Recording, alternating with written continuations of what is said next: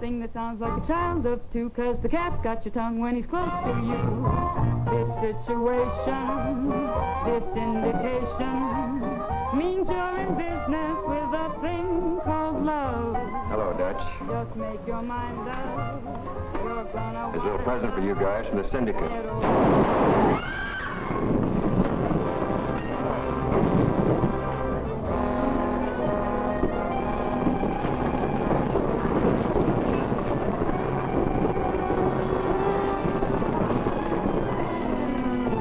Listen. I know. A couple of guys just got blasted in booth 5. Hello, operator. Police headquarters, please.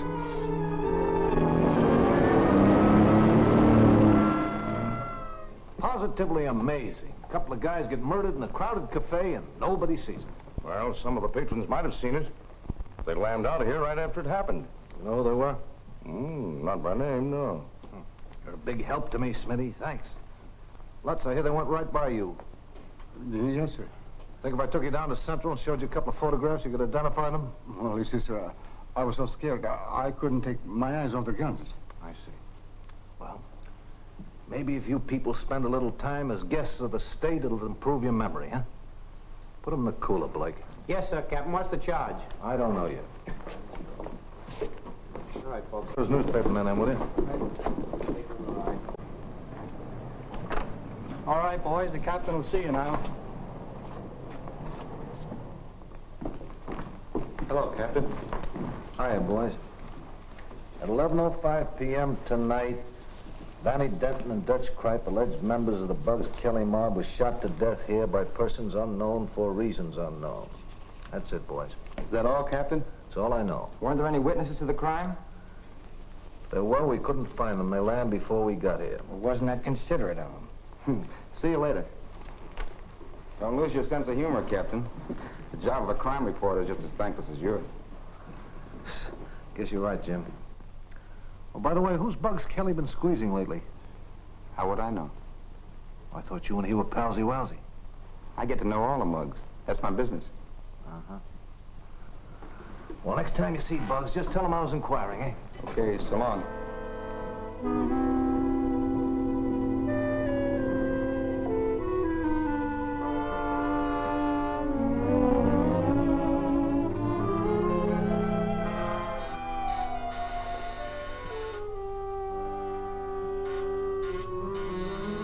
Whoever it is, he's okay. Let him in, Slim. It's me. Is the big fellow in, Slim? Hi, Jim. Yeah, come on in. Hi, Bugs. Hiya, pal. Long time no see. Yeah. Hello, Lou. Hey. Pull up a chair, Jim, and tell me what's on your mind. Have you been stepping on anybody's toes lately? No. Why? I've got bad news for you. A couple of your boys were rubbed out last night at Smitty's Cafe, Vanny and Dutch. Did the coppers tag anybody? A few reluctant witnesses. But Captain Ferroni figures you know the answer. Well, it wouldn't be hard to run down the guys that did the job, but... Another crime syndicate killing, huh? What else? They gave me 30 days to join up with them, and the time was up yesterday. What a story that would make if I knew who was back of the syndicate. I wish I knew. You wish you knew. I'd give 10 grand for just one name. And I'm going to make it my business to find out who pulls the strings for the outfit you call Crime Incorporated in that column of yours.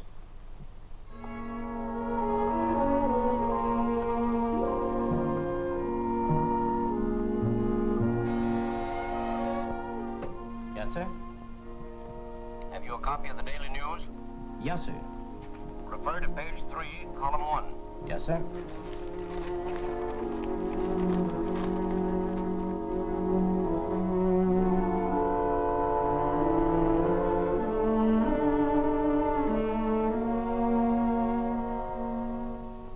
Have you read the story?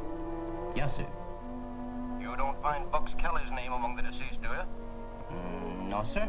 Well, that's where we want to find it. So make the necessary arrangements. Yes, sir.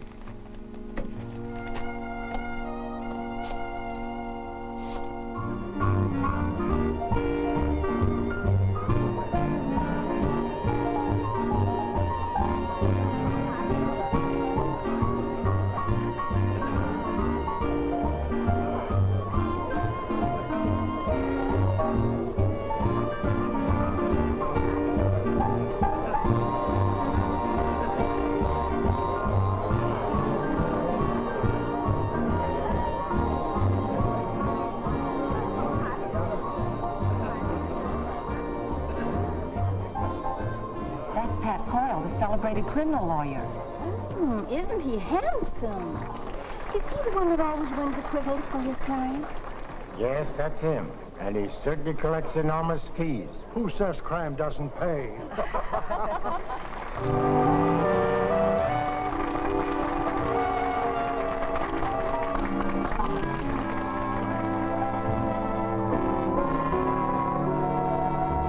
What a fool I was to lie to you. What a fool I was to be untrue. If I could only take away my mistake of yesterday, I'd never be a fool again. I'll be sorry for a million years. Way down deep I've cried a million tears. For I made my own heart break. It just took that one mistake to show what a fool I was.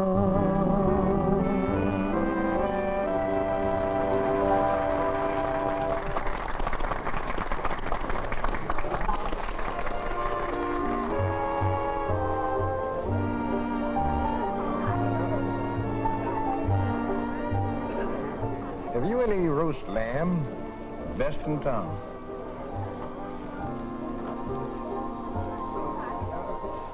Him too? Uh-huh. In the interest of personal security.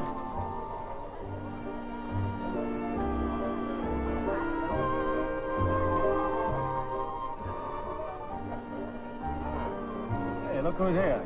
Hello, Tony. What's cooking? Some nice roast lamb. Roast lamb, huh? I didn't look at the menu. Getting aside, I'd like to place a bet for Bob Littell. How much does he want to bet? $5,000. I'll guarantee it. $5 grand? Okay. What horses Littell picked for the killing? I'm not circulating any hot tips around here. Give me a book, I'll write it down.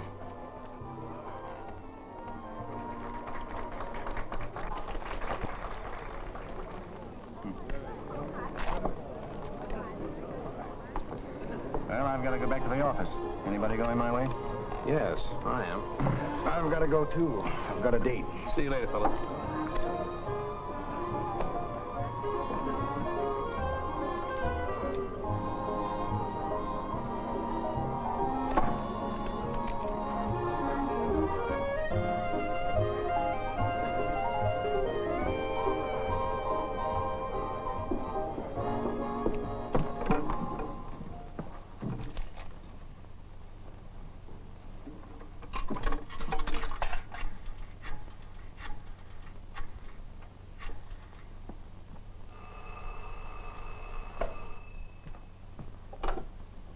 Hello.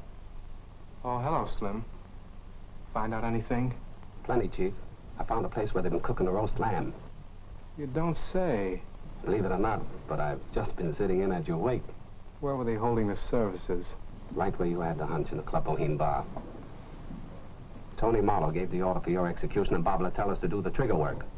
We've got to teach this syndicate a lesson they won't forget for a while.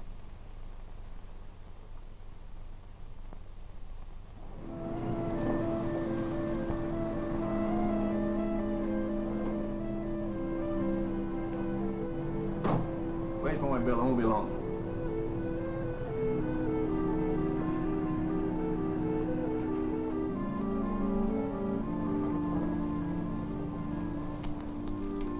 Come on. Put your hands down, bud. This ain't no stick-up. What do you want? Come on, let's take a walk. Want to borrow your cap for a little while, buddy? Do you mind? Well, why pick on me? I never did you no harm. No one's gonna do you any harm if you don't get too curious. Come on, let's go. You're sweet, Trixie. One of these days we're going to get married, huh? When, Tony? Oh, soon I'll have a flock of dough, salted away, and we'll blow this town. Why, wait, darling. I'd love you if you didn't have a dime. It won't be a long wait, the way the rackets are paying off now. Well, good night, dear. See you tomorrow. And be careful, won't you? I'm always careful, of course. Good You know night. that.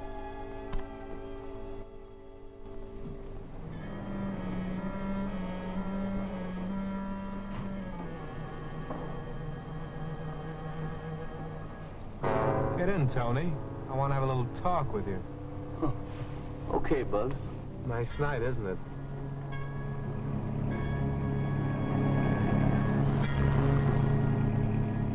Do you mind telling me what it's all about? Not at all. I hear you've been giving out some hot tips on the horses. I thought maybe you can give me some. Somebody's been giving you the wrong steer. I never played the ponies. Stop stalling. I'm talking about the $5 tip you gave out tonight.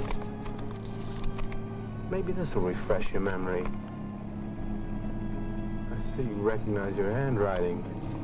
Well, how much you want, Bugs? Name your price and I'll get it for you, only just give me a break. Danny and Dutch didn't get a break. Somebody wrote their names on a piece of paper. Well, you wouldn't give me the works without giving me a chance to explain, would you? You wouldn't? Well, maybe that could be arranged, providing you'll do exactly what I say. Well, I'll do anything you want. I'll do... Then shut up until we get to where I'm taking you.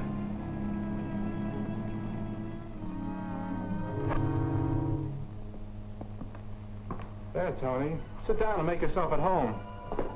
Now, Tony, you can pay the first installment on your life insurance.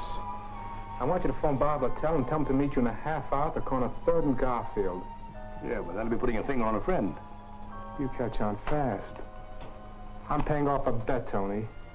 To you or Bob Littell? Which do you prefer?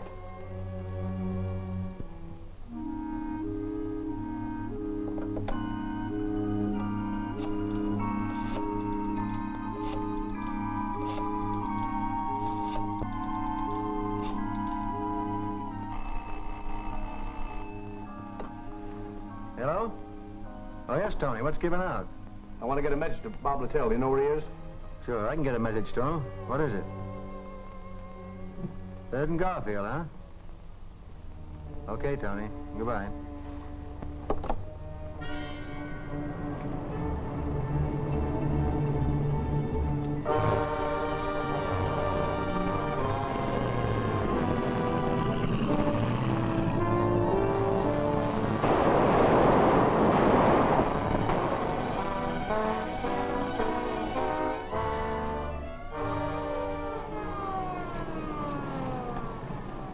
What are you so nervous about, Tony? They're not coming for you.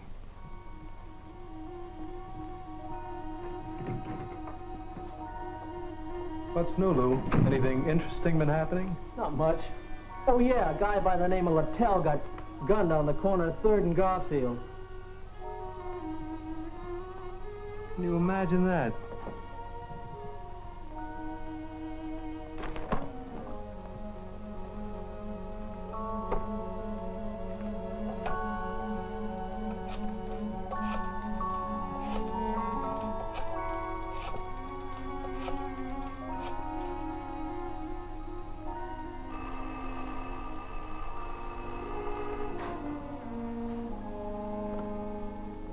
North speaking. Who? Bugs Kelly. Quit your kidding. I'm not kidding, Barry. I just called up to tell you that Bob Littell lost the $5 bet Tony Marlowe placed with you.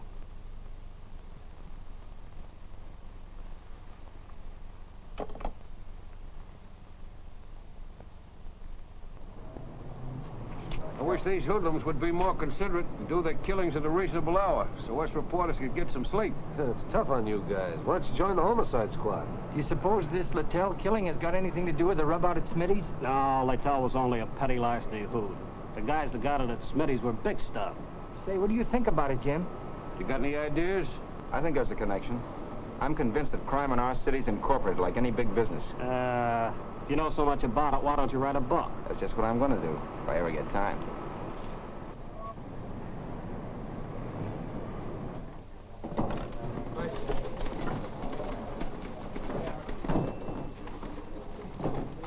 Anything on that 3rd and Garfield kill? Not much. A 2-bit gunman, Robert Littell, caught 3 slugs of lead from a person to persons unknown.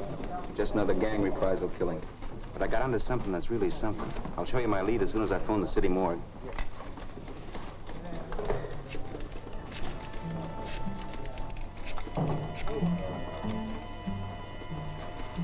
Hello. Stacy? Jim Riley speaking. I'm looking for a body. Male, about 5'10", weight 185 pounds, wearing a tux with a flower in the lapel. No soap, huh? I'm much obliged, pal. No, I'm not giving out any hints this season. Do right.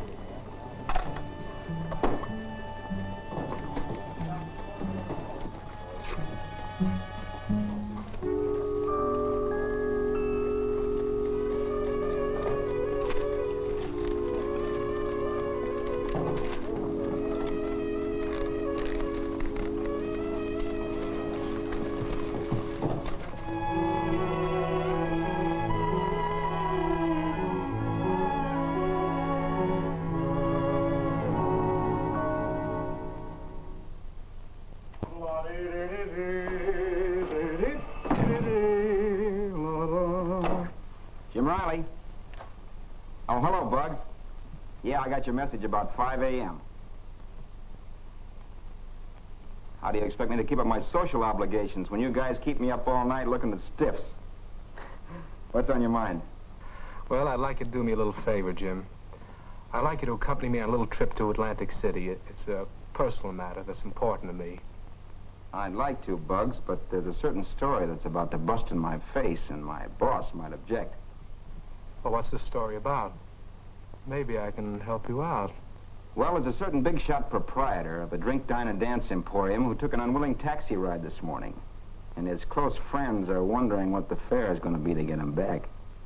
Seems to me I heard something about that. Say, how would you like an exclusive on how that story's going to end? How would I like to? Say, when do we start on that trip you mentioned? Okay. I know we're bound for Atlantic City, but what are we going to do when we get there? Well, I'm hoping you'll do me a big personal favor, pal. And if you do, I'll give you the news story of the year. Well, can't you give me a hint right now? Well, I suppose it would be worth something to you, wouldn't it? To know who's back of the crime syndicate? Would it? You know, I'd write a book. Bugs, I wouldn't be able to thank you enough. I'll show you how you can when we get to Atlantic City. And where we're going, don't call me Bugs. It's Mike Egan, my real name.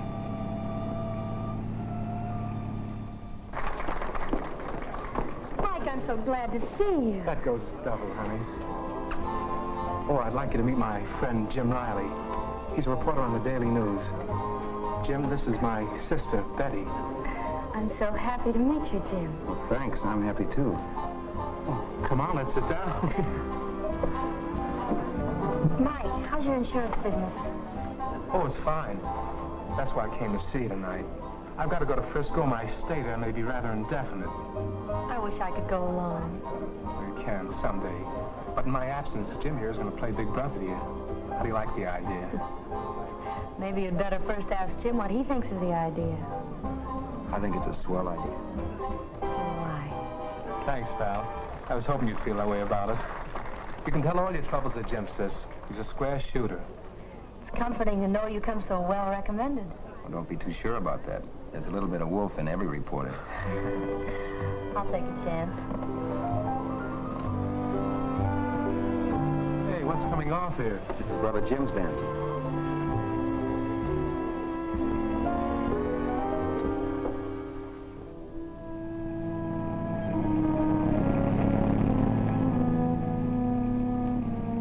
What are you thinking about, Jim? You've been a clamp for 25 miles at least. Oh, I was just thinking about Betty. She's a wonderful girl, Bugs. You think she's pretty nice, huh? That isn't the half of it. Well, she's freed and over 21. And, Jim, you're okay with me. Thanks. When are you going to Frisco? Well, that was just a stall. You see, I nearly got burned up last night. You nearly got burned up, huh? There, see what a close call I had? This was the order for my execution. Who ordered your execution? The operator of a popular night spot. Tony Marlowe, huh? Well, I can tell you this much. Tony Marlowe is one of the big shots of Crime Incorporated. And the deceased Bob Littell was hired to do the trigger work on you? Is that a good guess? Could be. But you can't prove it by him. That's why you grabbed Tony Marlowe. So you could sweat the names of the other big shots out of him, huh? How am I doing? Well, I know the fellows that picked him up, but I'm not giving out the names. But there's a rumor around that it'll cost the syndicate $100 grand to get him back. It must be a big shot if they want to pay that much for him. Right. And it's my guess it'll be a bigger shot who'll do the paying off. Maybe the top man of Crime Incorporated.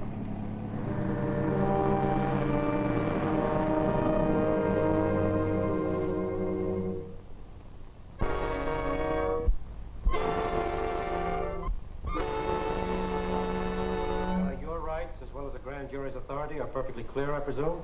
Yes, sir. Very well, then, we'll proceed. Mr. Kelly, these 3 men were shot to death within the last 72 hours. What do you know about it? What I read in the papers. They were executed by gangland order, weren't they? Were they? Kripe and Denton were your employees, weren't they? No, sir. Somebody's been giving you a wrong steer.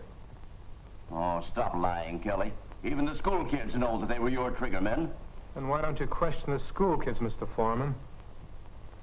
Isn't it a fact that these killings occurred because an organization of racketeers made overtures to you to join with them and you refused?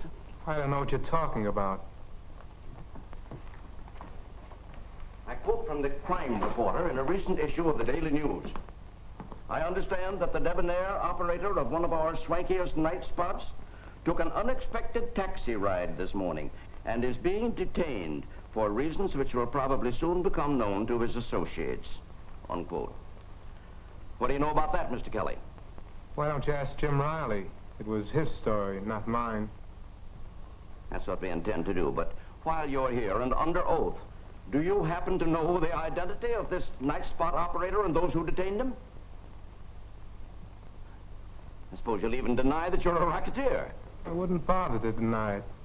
You gentlemen wouldn't believe me if I did. Just what do you do for a living, Mr. Kelly? I'm a life insurance agent. My office is at 8457 Canal Street, in case you're ever in that neighborhood. Do any of you gentlemen of the jury wish to continue the questioning? I don't. That's all, Kelly. Thank you, gentlemen. We have just time for a short recess before the police bring over our next witness, Adolph Lutz. We're not going to let a thing happen here. Hey, try that hotel across the street. That shot could have come from one of those upper windows. Yes, Captain. Got me. Shot. I'm dying. I knew they'd get me if I talked. Take it easy, Lutz. You're not dying. You're just nicked in the shoulder. Get the ambulance, please. Yes, Captain. Thank you, Captain.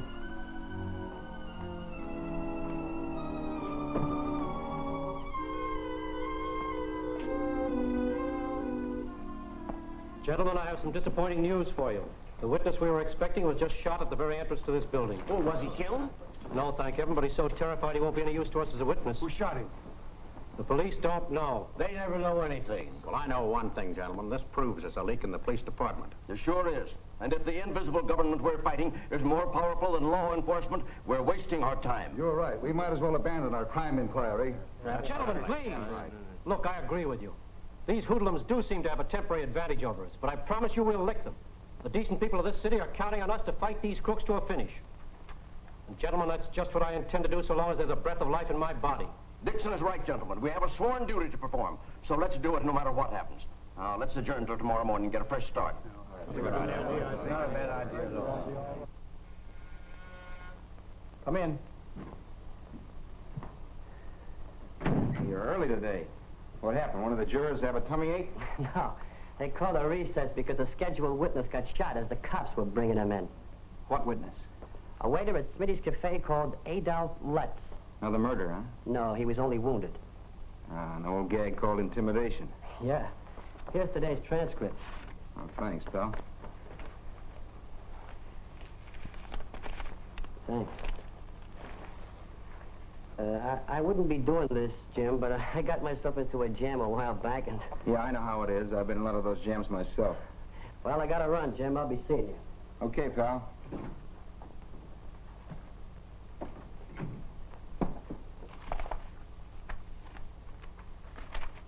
If I don't get word from Tony pretty soon, that Trixie dame's gonna drive me nuts. Get your feet off the desk. I'm calling every 5 minutes.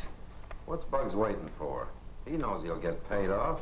Putting the squeeze on is as much pleasure for him as collecting the bill. Come in. Messenger just brought this for you.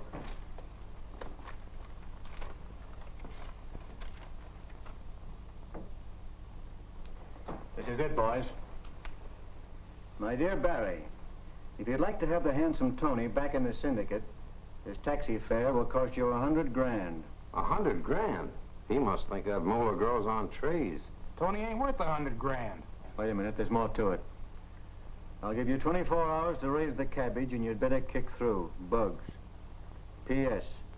He isn't fooling. Tony. Well, what do we do now?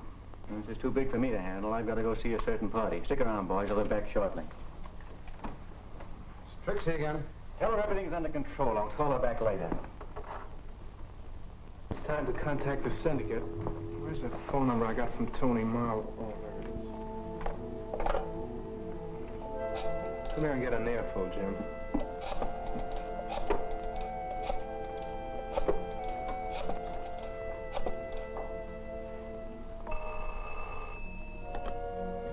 Hello?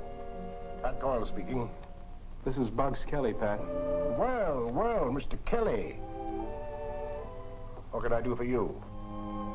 If you've got that $100 grand handy, I'll come over there and collect it. Mm-hmm. As counsel for Mr. Marlowe, that matter has received my attention. The funds you speak of are in my possession. However, I must have your assurance that my client will be returned safe and sound. Oh, yes, I'll take your word for it. When may I expect you? I'll be there in 20 minutes, and you can tell your syndicate Triggerman to lay off. If there's any funny business, the joke will be on Mr. Marlowe. Syndicate? Triggerman? I don't know what you mean, Mr. Kelly. Are you kidding? Holy mackerel. Coyle. I just as soon believe the police commissioner was mixed up in this. But maybe Coyle is only acting as Tony's lawyer. Use your head, Jim. Pat Coyle's a syndicate big shot, and you can go to sleep on that. Well, I guess this will hold $100 grand. Will you give me a lift, Jim? Sure.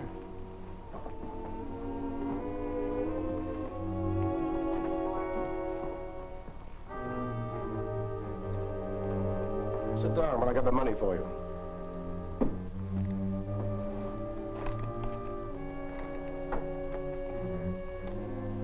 Oh, here we are. 100,000. I guarantee it.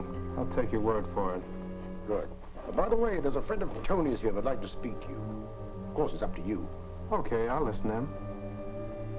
I'll show him in.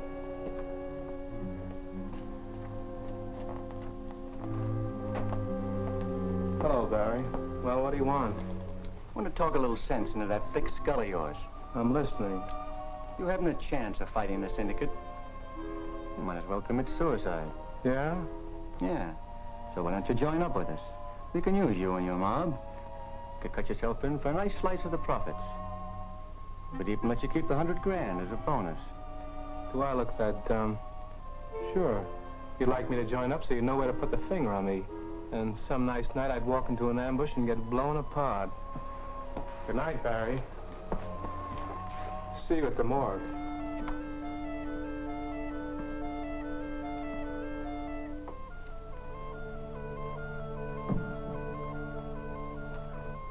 No go, huh? No. Yeah, thought he wouldn't fall for it. He's too smart. We'll get him later. As soon as Tony gets back. Well, Tony, you're back in circulation. Pleasant dreams.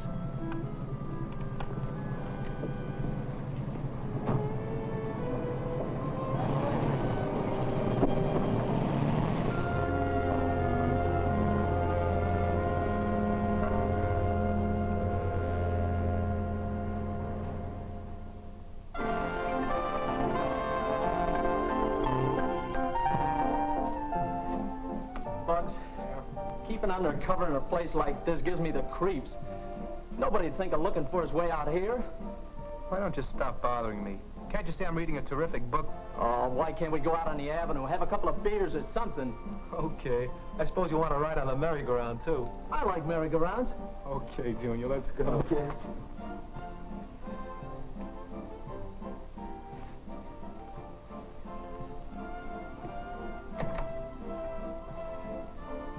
That great show!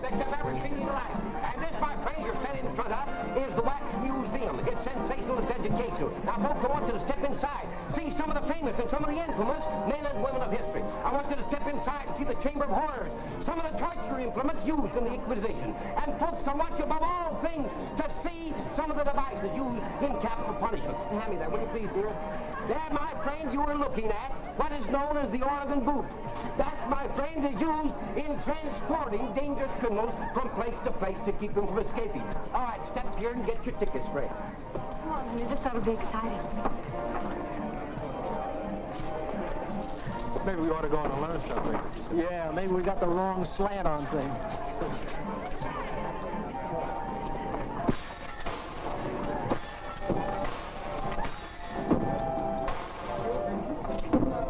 We're going into the waxworks.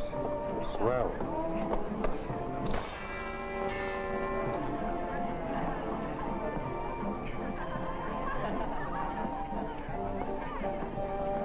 Hey, Lou. Who's that?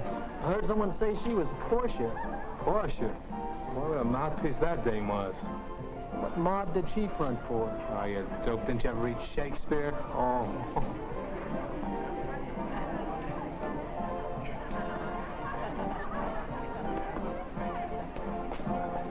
Hey. I'm awfully sorry. That's all right. Hey, I've always wondered what it would feel like to sit in the old hot seat. No, it don't, Bugs. It's bad luck. Don't be silly. I ain't gonna die in the electric chair.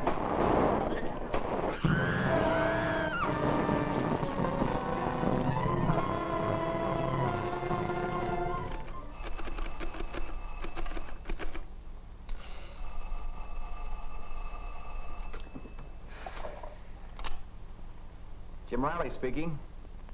Oh, hello, boss. How's crime? Jim, I've got some news for you. Bugs just got knocked off. What's that? No. Yeah, I just got the flash from Coney Island. And here's one for the book. Bugs met his death in the electric chair at the waxworks. Yeah, I heard what you said. It knocked me for a loop, although I've been expecting it. No, I won't shed any tears. Yeah, he was a cold-blooded killer, yeah.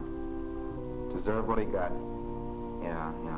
But, boss, not at the hands that dealt it to him. Well, perhaps you're right, Jim, but I thought maybe you wanted to handle the story. Well, sure, I'd like to.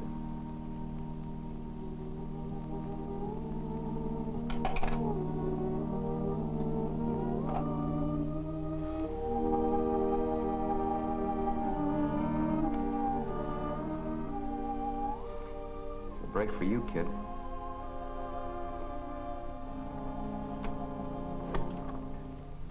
Oh, good evening, ma'am. I'm looking for Miss Betty Van Cleve. Do you know where I could find her? Miss Van Cleve moved away from here yesterday.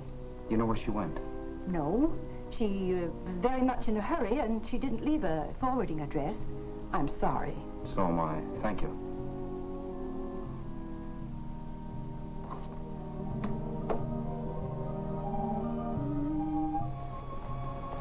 No luck, huh? Nope. Gee, that's tough. Where do you want to go now? Back to New York City. And, take these home to the little woman. Gee, that's swell. Thanks.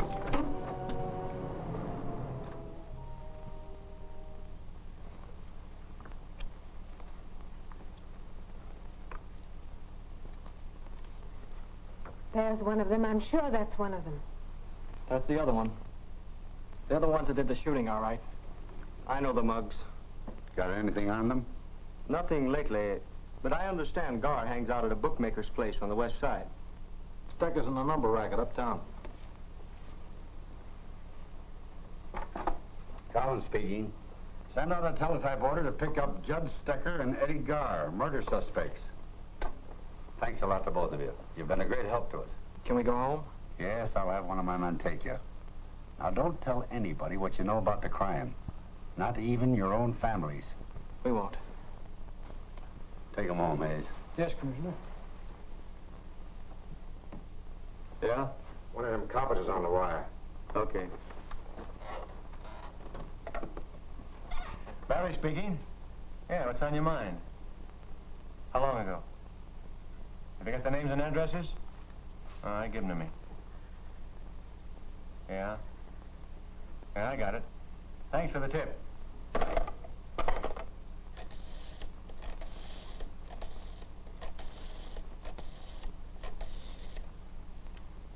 You know who. Now get this. Find Stecker and Gar and tell them there's a pickup order out for them. Yeah, and there's a couple of witnesses we may have to take care of. Yeah, I'll give you the names and addresses. Here they are, Commissioner. What do you know? We bagged them just as they were getting ready to leave town. They must have just been paid for the job they did. You ain't got nothing on us. We won this dough in the dice game. Sure, we want to see our lawyer before you start kicking us around. Oh, stop beefing. You'll get to see your lawyer. But first, I've got a couple of witnesses I want to identify you. Book them for murder, Captain. Just in case some crooked mouthpiece tries to get them out on a writ. Take them, boys. Come on, boys. Let's go. Come on. You've got to register when you stay at this hotel. My congratulations to the department, Commissioner. You mean that? Sure. Read my column in tomorrow's Daily News.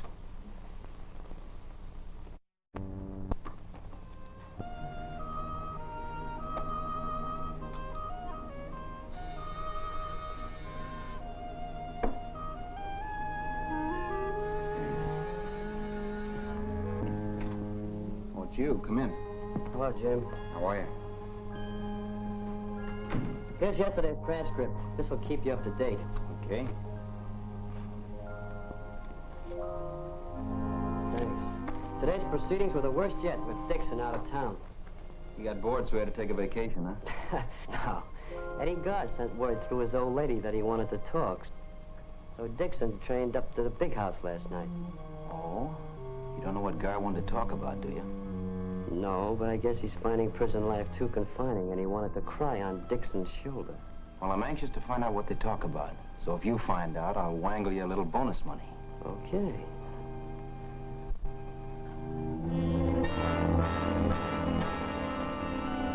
Naturally, I'm interested in getting the lowdown on the killing of Bugs Kelly and his henchmen. But I want you to understand that nothing you say will alter the sentence the court gave you. I have no bargain to offer you. Yeah, I know. Did you hear that? Hear what? That voice. Keeps whispering all the time. Don't be a big sucker, Eddie. There's another one. Saying the same thing. Don't be a sucker and take the rap, Eddie. When the guy who hired you to cool Bugs is strutting around having a good time. But who followed that gang to Coney Island, huh? I did. Who gave him a dose of lead? I did. Who took the manslaughter rap? I did. Who's making a sucker out of me? Tony Marlowe. You mean to say that Tony Marlowe hired you to cool Bugs Kelly? Of course he did. He's the finger man for the syndicate, ain't he? Is he? That's what I said, didn't I? Oh, I know. He takes the orders from someone higher up, but he's the guy who says who does it to who and for how much. If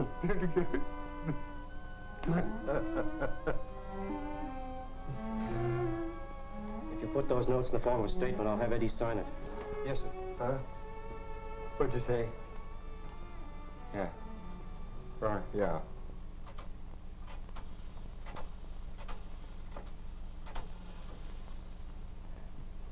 Hello? Mr. Marlowe, please. Hello, Tony? This is Lucas. Yeah, listen, I gotta see you right away. I'll say it's important. Okay.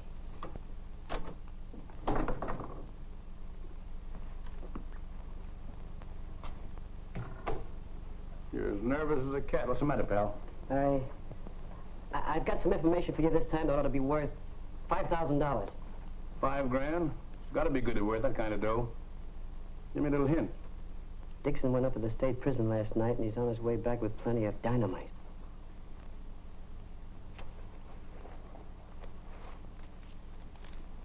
Now you give it. Listen, Eddie Gar blew his topper and gave Dixon the details of the Bugs Kelly rub-out, naming you the finger man. Now, if you hurry, you'll have time to get undercover. So Dixon's coming back tonight, huh? Yeah, he's getting off the train at Wayside. I'm driving his car up to meet him. Nice going, Lucas. I told you if you play ball with me, you get yourself a bankroll. Now be careful when you go out. See that no one sees you. Goodbye and good luck. Goodbye and thanks. So he's getting off at Wayside, eh? Jim Riley speaking. Oh, hello, pal. Say, I was just talking to Dixon, long distance. Whatever made you suspect that Eddie Garr might have something important to tell him? Did he sing? The lid's off, Jim. Dixon's on his way back with a briefcase full of dynamite. Now, wait. Where can I go to see the show? I wouldn't want to miss this for anything in the world. You might blow yourself to a feat at the Club Boheme around 7:30 p.m., if you know what I mean. I might at that. Thanks a million until I can reciprocate more grandiferously. Bye.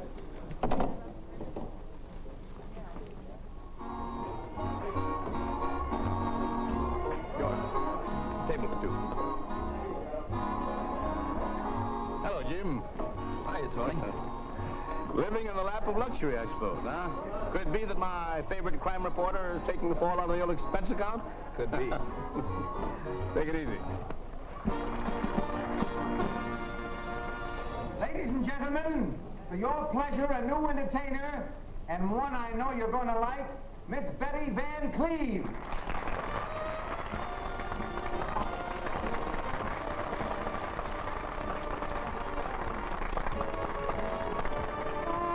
Work in a nightclub, take pictures galore.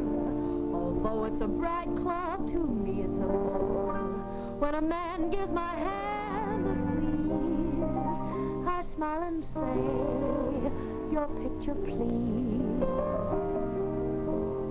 My hours are long here, commissions are slight.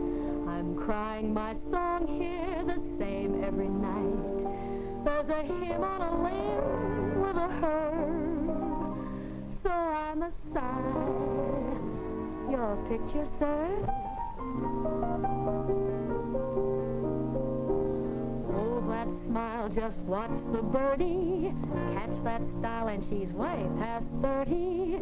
See those older dignified men. Comes in a folder, looks good in your den. See that youngster on his very first date. A picture is fun, sir. It's done while you wait. Oh, what a mixture, they give me no rest. Order a picture for the folks out west. Though I dance around, there's no romance around. How I hate this posing from 9 till closing. I'm just a lonely little camera girl on display. Have to smile and dress in style, pretend I'm gay. Never knew a camera girl could feel this way. Each night, when everything's right, I must recite, Mister, take your picture, hoping that one night the man who is right will come along to claim his pearl and carry off the lonely little camera girl.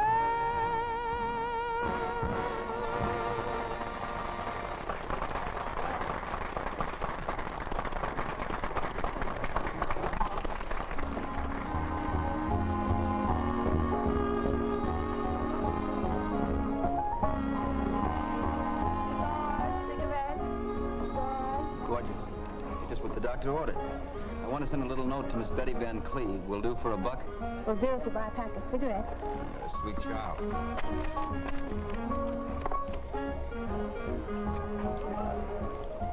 There. And if you bring back her answer, you can keep the change. Hello, Grace. Here's a note for you, Miss Van Cleve. Not to wait for an answer.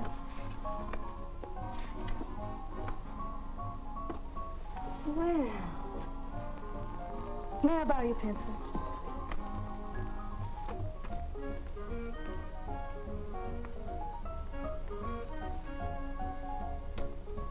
Thanks a lot. You're welcome. Well, well, a nice note for your first song, huh? Not at all. The gentleman's an old friend of the family. That's what they all say.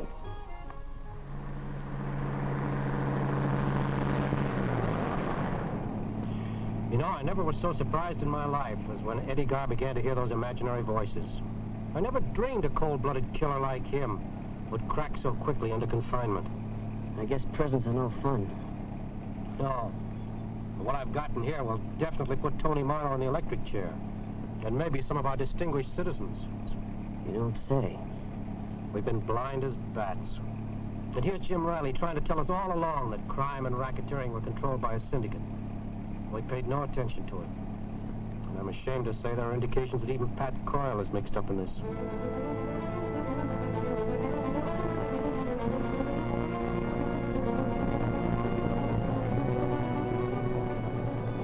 Detour at the roadside. Thanks.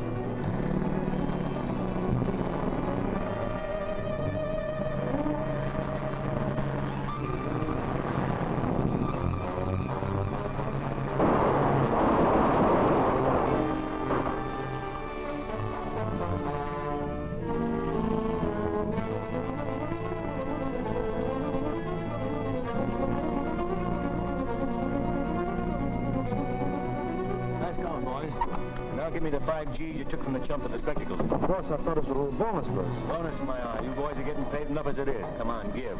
Get in there.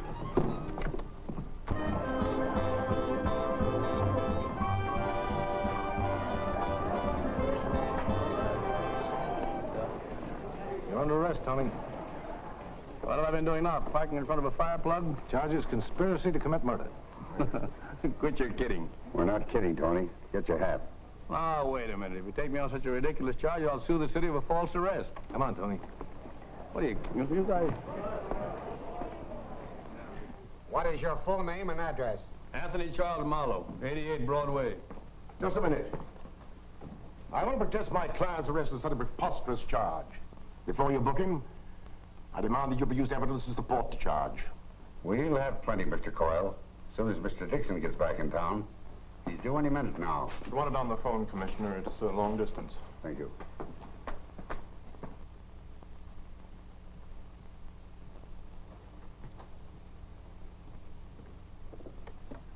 I'll take that long-distance call, Murphy.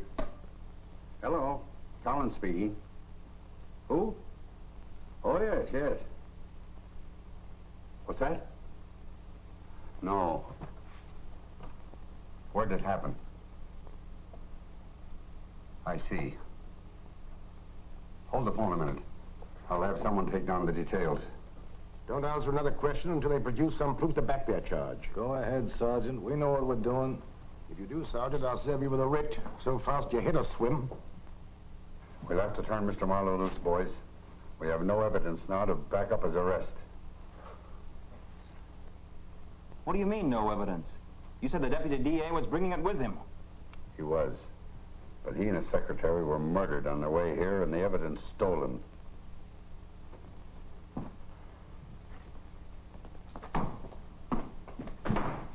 I'll bet that Marlowe knew that Dixon was dead when we arrested him.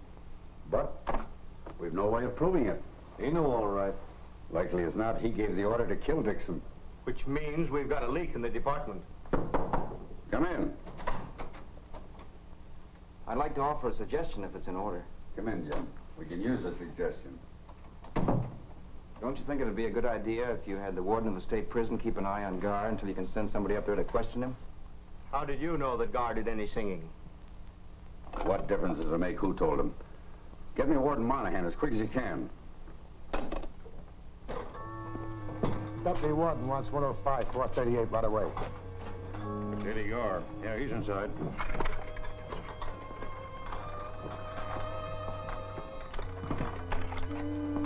Where's Eddie Gar's one up front? I went in the storeroom to get some sugar. Shut-eye, huh? I wouldn't know. $5 grand.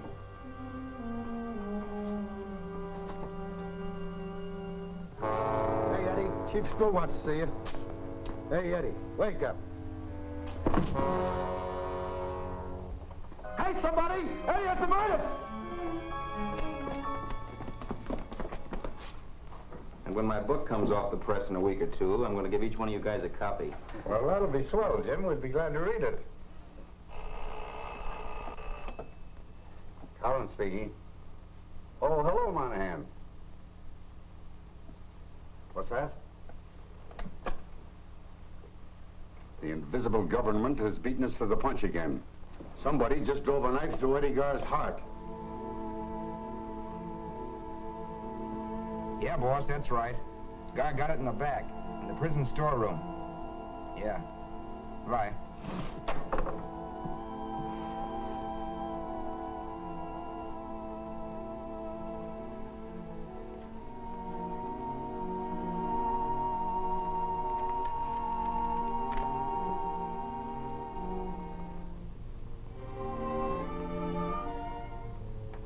Holy mackerel.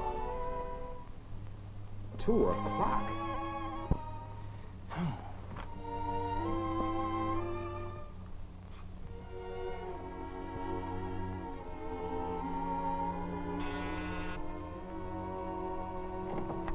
Hello, Betty. Hello, Jim. Come in. I've been waiting for you. I'm sorry, it's a little late to be calling on anybody. I know. You had to cover the arrest of Tony Marlowe. Everybody at the Club Bohem was talking about it. Well, that certainly turned out to be a fizzle. But let's talk about you. What was the idea of running away without leaving a forwarding address? You know, I was up there to see you. I'm sorry I missed you, Jim, But what? well, I might as well tell you and save you from any embarrassment. I know about my brother's death. He came up to see me about a week before he died, and he told me everything. Naturally, I was shocked. I never knew he went by the name of Bugs Kelly. I never dreamed I was the sister of a murderer. I'm sorry, Jim. Tell me the truth. You came to Atlantic City that night because Mike made you. You agreed to be friendly with me because you were afraid he'd say no. You've got it all wrong, Betty. Oh, you don't have to pretend anymore. You can bow out if you want to. It won't hurt my feelings.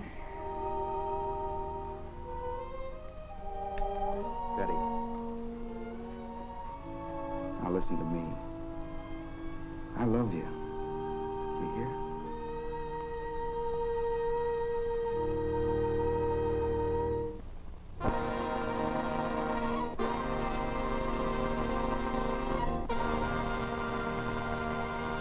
Gentlemen, as you all know, the purpose of this meeting is to form a secret committee to fight organized crime.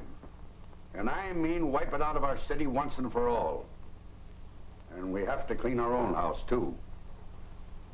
I hate to think that Dixon was murdered because someone in the department was a traitor to the cause of justice. But what else can I think? The public is up in arms, and rightfully so. Now, we've got to put an end to this crime wave or resign and let others more capable do the job. Now, which is it going to be, men? We'll clean it up, Chief. Clean it up, Chief. Gentlemen, as Jim Riley would say, this meeting of the Board of Directors of Crime Incorporated is now open for business. However, as chairman in the absence of our president, I want to sound a timely warning. We can't afford to have any more violence. Since it became necessary to eliminate the Bugs Kelly mob, our business has fallen off 16%.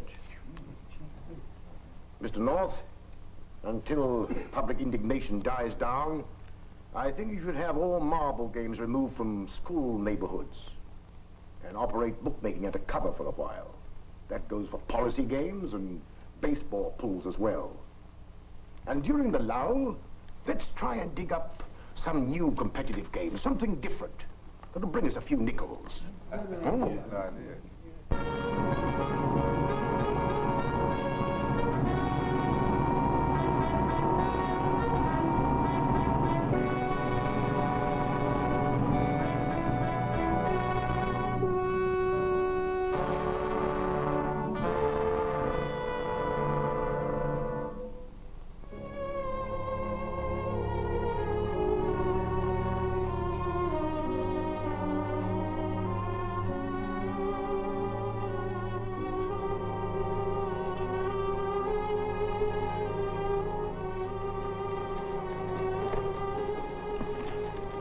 excuse me. What can I do for you? What can I do for you? I'm Jim Riley. Fine. Here's a little present for you. I'm a process server from the grand jury. I have here a book entitled Crime Incorporated by Jim Riley. Are you that Jim Riley? I am. Assuming that the material in your book is factual, just how were you able to get information when all the city law enforcement groups were unable to get it? I don't know. Maybe because I had better contacts. Better contacts? Isn't it a fact that you got most of your information from Bugs Kelly? Yes, so what? So you admit more than a speaking acquaintance with a dirty killer? I can't testify as to how often Kelly took a bath, if that's what you mean. You know what I mean. You probably know him well enough to get a regular cut from his racket. That statement's a lie. I don't have to defend my relations with Kelly, but it's fortunate there was such a man as Kelly. He was a killer, sure, but who made him a killer, I'll tell you. An organization of racketeers and greedy businessmen who formed a syndicate to monopolize all illegitimate business and sources of graft. Bugs wouldn't line up with them. Bugs' futile fight to stay independent is the reason that you're here, gentlemen. He has unwittingly done more to clean up our city than all the law enforcement agencies, because his activity laid bare the existence of incorporated crime. Now, if you're through theorizing, Mr. Riley, this grand jury would like to know just why Kelly gave you information. Because I did him a favor. What was that favor, Mr. Riley? It's something personal, so it doesn't concern the grand jury. Material in your book concerns the grand jury. And it's your civic duty to help wage war against crime. Sure, and get myself riddled with bullets. I'm sorry, gentlemen, I'm not that civic-minded. You're going to talk, Mr. Riley, or we're going to ask the court to question you. We want the full details of your investigations. We want the right names of the people mentioned in your book. And we want the addresses of all the rackets. And you're going to answer those questions right now. I'm sorry, gentlemen. The confidence between a news reporter and his source of information is just as sacred as the confidence between doctor and patient, lawyer and client, or priest and penitent. Riley, we'll give you 24 hours to think it over. And bear in mind, your continued defiance will render you liable to a charge of contempt. You're dismissed. Thank you, Mr. Conroy.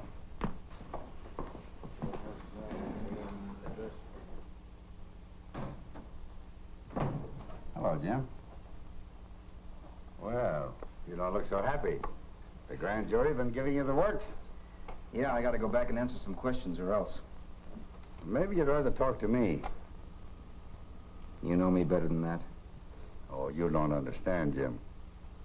I want you to join our secret committee for driving the rats out of town. Who's on the committee? Just a few of the men we can trust, like Ferroni, Finch, Westover, and the foreman of the grand jury.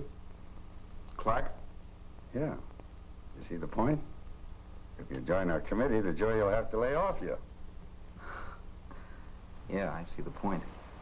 And you might be needing some protection for that charming young lady you've been calling on at a late hour. What charming young lady? When she attended public school number 9, her name was Betty Egan. Catch on? Well, I guess I'll join your committee. Welcome into the fold, Jim. Oh, I read your book last night, and I was able to identify quite a few of the characters. Now, tell me if I'm wrong. Tony Marlowe was finger man for the syndicate? And one of the big shots. And Barry North's the payoff man? For the small jobs, like killing competition. Well, just where does Pat Coyle fit into the picture? He could be the president or the chairman of the board, since he paid Bugs Kelly $100 grand for the life of Tony Marlowe. Oh, so that's how it was. Got any leads we can follow up? Yeah, I've got a couple of leads, but it will require dictaphones and camera traps. Well, this is not an ethical fight. What are they? Well, for one, an old and reputable firm, National Brokers Incorporated, on the 6th floor of the arcade building, which Tony Marlowe finds it necessary to visit now and then. And another hits pretty close to home. Let's hear it. Well, some of your force have been making calls on the International Export Company on the 5th floor of the arcade building. What kind of business would they be wanting with an export company? It's just a front. It's the headquarters of Barry North. Here's a list of the callers.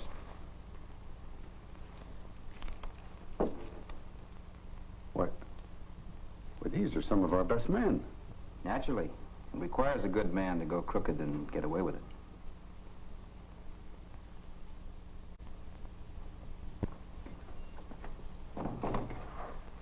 Greetings, board members. Greetings, Mr. President. Gentlemen, I have just come from a meeting of the Secret Police Committee, and I am genuinely worried. Jim Riley has become a member of the committee, and there's no telling what he knows of our syndicate activities. What do you propose, Mr. President? I'm afraid it will be necessary to eliminate the Secret Committee. You realize what you're proposing? I, for one, can't subscribe to such drastic measures. Nor I. Your suggestion is insane. Perhaps you two gentlemen would prefer the electric chair. Take it easy. Come, gentlemen, we're wasting time. I propose the immediate elimination of Jim Riley and Miss Betty Van Cleve, an entertainer at the Club Bohème. Mr. Gable, will you give us a report on your investigation of Miss Van Cleve? Betty Van Cleve is just a professional name. She was christened Betty Egan and is a sister of the deceased Bugs Kelly. All those in favor of the elimination say aye. Aye. Contrary, no. All right, Tony, the matter's in your hands. Just a minute, Tony. This can't be the usual gangland rub-out. It will have to look like an accident. Okay, I'll have the boys put them in the Riley car and shove them over the Palisades.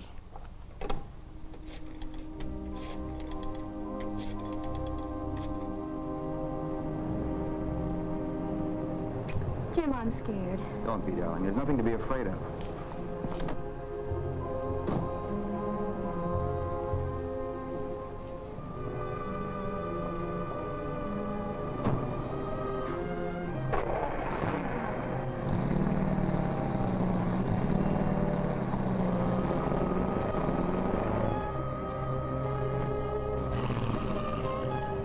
Did you see that man?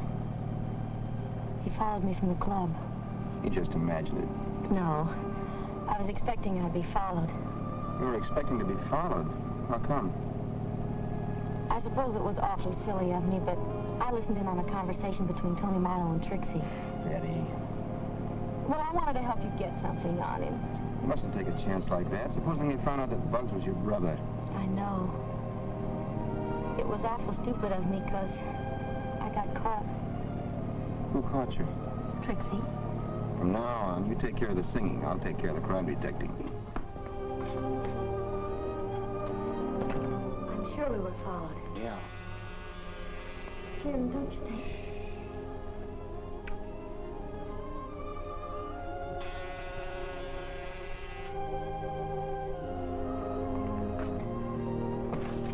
Take it easy now, and you won't get hurt. What do you want? If it's money you expect, I haven't very much. Quiet, sister. This ain't a stick-up. What is it, then?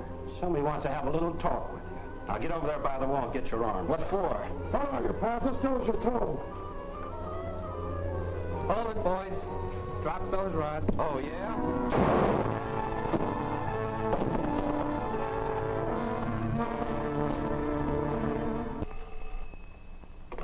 Collins speaking. Yeah? Okay. This is it, Ferroni. Let's go.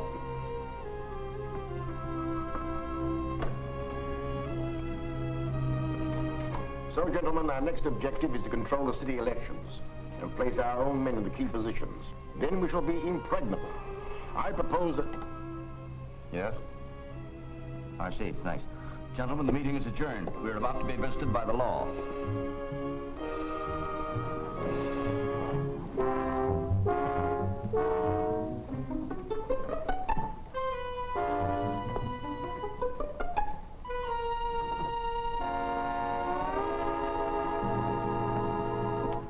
Well, good evening, gentlemen. What brings you here? As if you didn't know, Mr. Coyle. You're under arrest. All of you. Take him away, boys. Just a minute. Have you a warrant for our arrest? I am. Would you like to see it? No, thanks. I still think this is a gag. What's the charge? There are a number of them, Mr. Coyle, including conspiracy to commit murder. Now I know it's a gag. Bring him over to Central. We'll book him. Step this way, gentlemen. Go. All right, man. Come on.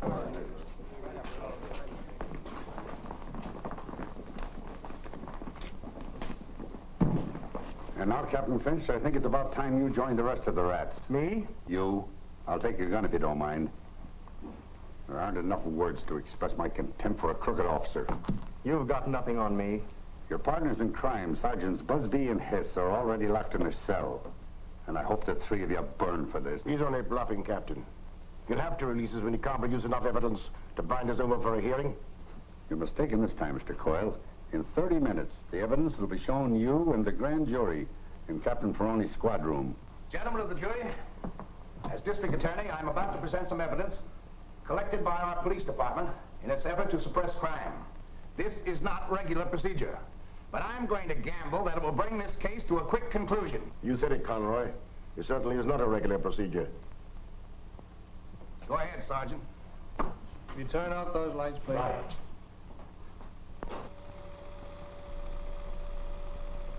Hello, pal. What brings you out so late at night? I just came from a meeting of the secret police committee. You'd better get the idea out of your head that this committee is a joke like the grand jury. You're breaking my heart. What's on your mind? I want to collect the money I won in the races last week. I don't think you have any dough coming after the way you fell down on the Gar and Sticker job. That wasn't my fault. I tipped you off in plenty of time. Gentlemen, I have just come from a meeting of the secret police committee, and I am genuinely worried. I propose the immediate elimination of Jim Riley and Miss Betty Van Cleve. All in favor of the elimination, say aye. Aye. Contrary, no. All right, Tony, the matter's in your hands. Just a minute, Tony. This can't look like the usual gangland rub-out. It will have to appear to be an accident. Okay, I'll have the boys put him in the Riley car and shove him over the Palisades.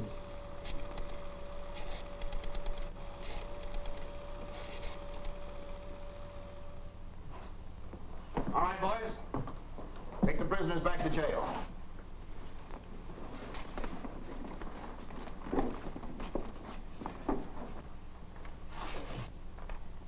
Gentlemen of the jury, in the involuntary absence of our late but unlamented foreman, it becomes my pleasant task to announce to you that you have voted a true bill, charging the entire membership of Crime Incorporated from the highest to the lowest with murder in the first degree. Congratulations, gentlemen. You have rendered our community a most valuable service. I shall proceed at once to prosecute the defendants. We could have been married a dozen times while we've been waiting. I know, darling, but I couldn't ignore a grand jury summons. They'd throw me in jail. They've got a nerve calling you into court on our wedding day. Maybe they want to save me from a dire fate.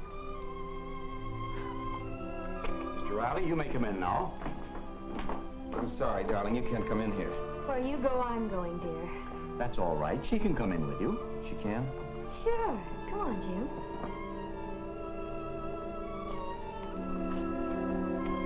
Hello, Jim. That subpoena was just a gag. The grand jury wants to express its appreciation for your splendid work in helping to fight the invisible government in our city. Was that all you wanted? Well, yes. Why? Well, if Betty and I had known that, we could have gotten married before we came over here. What's that? Does somebody want to get married? Is it you, Jim? Well, darling, this is Judge Poole, legal advisor to the grand jury. Judge, this is my wife. Well, I mean my fiancée. This is a pleasure, my dear. Well, you have some illustrious witnesses here.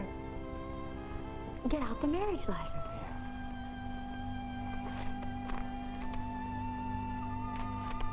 Please join hands. We're gathered here to witness the uniting in holy wedlock of James Riley and